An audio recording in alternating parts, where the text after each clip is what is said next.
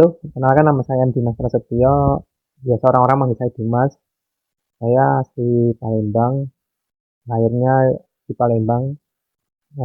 Sekarang saya berada di Kota Solo selama kurang lebih 25 tahun saya ada di Kota Solo. Apa ya? Apa sih yang memulai saya untuk terjun ke dunia lapangan, terutama untuk fotografi? Eh, Kapannya itu ketika saya memulai masuk kuliah semester 4 kalau tidak salah. Semester 4 itu saya ada perkuliahan mata kuliah fotografi. FYI, for your information, saya jurusan ilmu komunikasi, tapi di jurusan saya terdapat mata kuliah itu fotografi. Nah, kebetulan fotografi itu saya diterima di semester 5, antara 4 atau 5, kurang lebih 4 sama 5. Nah, dia itu sebenarnya itu fotografi dasar gitu, nah bukan yang fotografi eh, mendetail itu bukan, tapi tetap ada mulai dari dasarnya dulu, dari basic dasarnya dulu. Jadi itu kalau nggak salah semester sekian itu tahun 2017. Nah, di situ saya sudah mulai terjun fotografi sekitar 2017 karena ada mata kuliah fotografi gitu. Dan kalau untuk mulai terjun ke lapangannya itu ya setelah saya mendapatkan itu ilmu fotografi itu. Nah, di situ saya mempunyai kamera. Kamera pertama saya yaitu Canon 1200D. Itu kamera fotografi saya yang pertama. Memang Canon seri lama tapi ya nggak lama-lama banget sih. Tapi untuk pemula itu sangat rekomendasi waktu itu ya. Mungkin kalau sekarang kamera udah banyak yang lebih proper daripada itu kan, tapi yang untuk pemula di harga range yang sesuai kantong budget mahasiswa 1200 itu lebih dari cukup tuh. Fotografi itu apa? Menurut saya adalah fotografi itu adalah seni lukis yang kita gambar melalui kamera. Nah, intinya seni lukis kan, fotografi itu kan seni ya. Jadi menurut saya itu kalau fotografi itu apa ya, dia itu seni melukis. Nah, dengan bantuan alatnya itu kamera. Itu kalau bagi saya fotografi itu apa? Karena apa ya? Melukis itu bukan berarti kita tidak hanya menggunakan tangan. Kan kebanyakan melukis kan menggunakan tangan, tapi ini dengan bantuan cahaya kan. Melukis dengan bantuan cahaya. Jadi kita bisa melukis ya sesuka hati kita yang ada di mata kita. Tapi ya itu dengan bantuan cahaya. Itu ya menurutku fotografi itu apa. Terus yang saya suka dari fotografi itu kayak kita itu bisa lebih dekat dengan lukis, apa ya, dengan objek yang kita ambil dari kamera. Itu yang saya suka dari fotografi.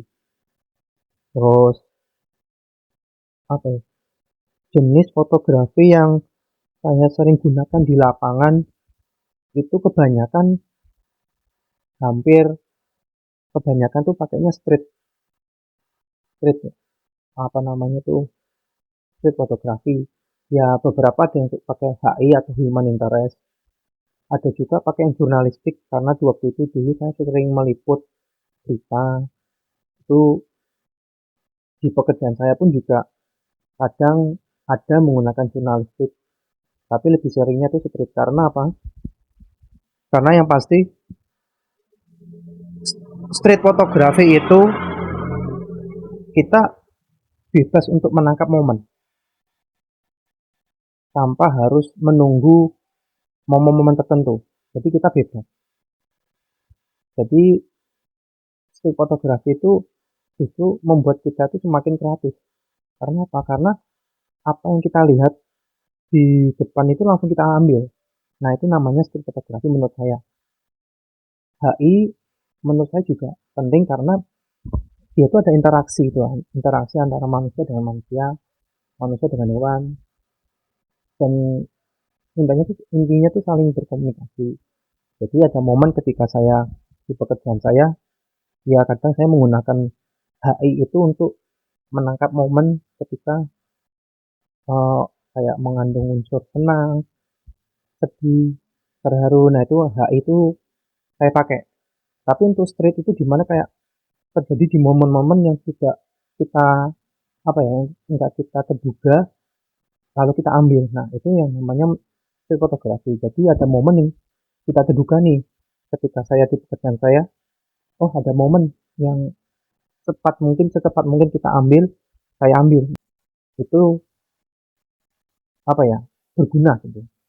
Jurnalistik ya sering saya pakai juga ketika saya sedang liputan, liputan ya event, ya apa namanya itu, liputan berita, itu kadang saya pakai, sering sering saya pakai juga karena ya jurnalistik itu kan hampir apa ya, nggak sama persis kayak HI kan, nggak sama persis juga dengan apa namanya itu street fotografi. Dia itu punya eh, punya objek tersendiri yang untuk kita ambil. Misalkan contoh kita mengambil foto objek dengan kepala negara atau orang-orang penting. Nah, kita kan tidak perlu harus menunggu momen kayak, oh, kepala negara ini harus kasih ke saya. Oh, apa namanya tuh harus dengan kita posting gitu nggak mungkin. Ya kita ambil lalu kita jadikan berita. Yang terpenting adalah uh, point of view-nya itu dapat gitu. Tapi yang sering saya pakai tuh sejauh ini itu adalah street fotografi dan human interest atau HI. Terus apa yang menjadi yang paling menakutkan sebagai momen ya, momen yang paling menakutkan di fotografi. Momen yang paling menakutkan menurut saya itu adalah di mana saat kita itu tidak pede dengan hasil kita. Contoh, kita mau ngambil objek uh, orang nih, tapi kita sendiri itu nggak pede dengan hasilnya kita nanti. Misalkan, oh foto kita blur, padahal blur itu belum tentu jelek. Oh, foto kita misfokus, ya namanya foto itu kan terus berulang kan, nggak cuma sekali ambil jadi, sekali ambil jadi, itu enggak. Terus kita asah, nanti akan menemukan yang dimana hasilnya itu kan pas di pandangan kita.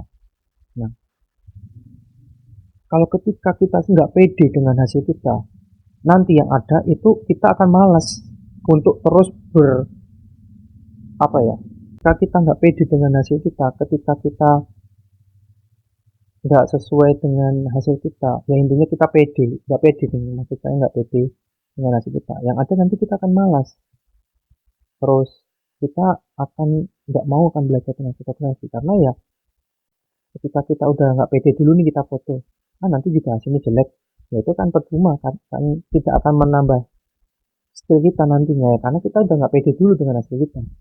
Itu menurut saya hal yang menakutkan di dunia fotografi itu di situ. Ya yang pastinya adalah kita harus terus belajar, harus terus ngasah skill kita di dunia fotografi, dan yang pasti itu harus pede.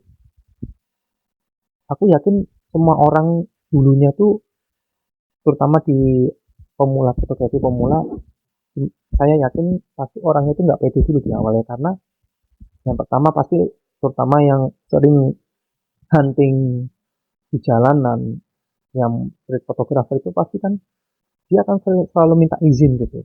Ya itu bagus juga, tapi alangkah baiknya tuh kalau kita ada momen yang mungkin nggak bisa kita ulang, nah mungkin kita bisa ambil, barulah kita minta izin ke orang tersebut. Jadi kita harus pede dulu nih sebagai fotografer, apalagi di dunia profesional, di dunia modeling, kita harus lebih pede daripada modelnya ya, karena apa yang kita ambil itu ya itu hasil kita gitu.